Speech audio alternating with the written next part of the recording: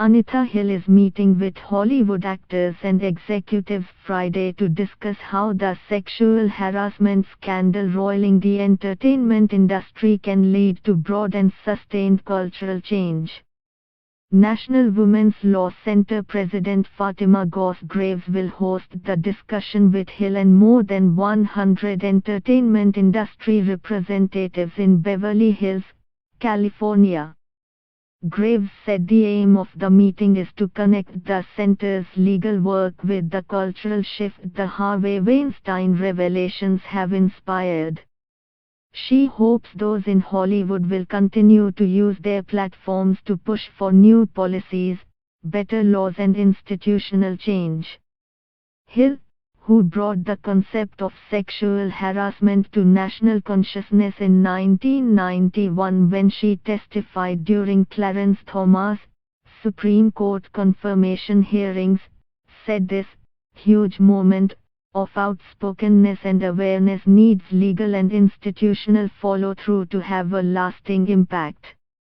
I know culture sometimes drives institutions, and I think that's where we got to where we are now, Hill said in an interview Friday morning. But I think in reversing it, it's a good idea to start with institutions, to put in the structure, put those laws in place. I think one of the things that maybe we didn't do enough of or haven't thought enough about historically in terms of moving cultures around civil rights is that we have to make cultural change in education, in training, in public awareness, an ongoing effort. We can't just make the laws and change the rules. She cited work to change rape culture on college campuses as an example, where awareness training for students and employees has accompanied policy shifts.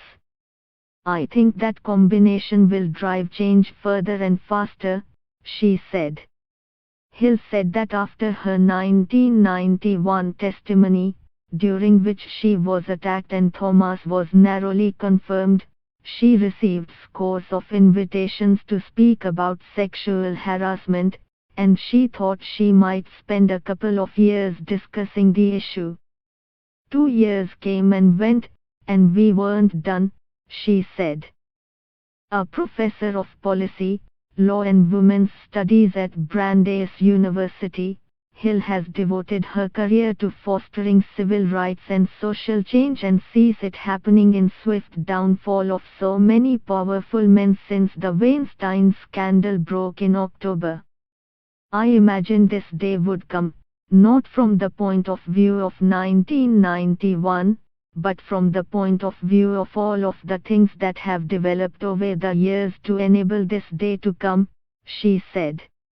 I include in that the surge of complaints that were filed after 1991, and as importantly, the stories people started to tell their friends and their loved ones about their own experiences, whereas a generation of US came into the workplace never having heard those stories.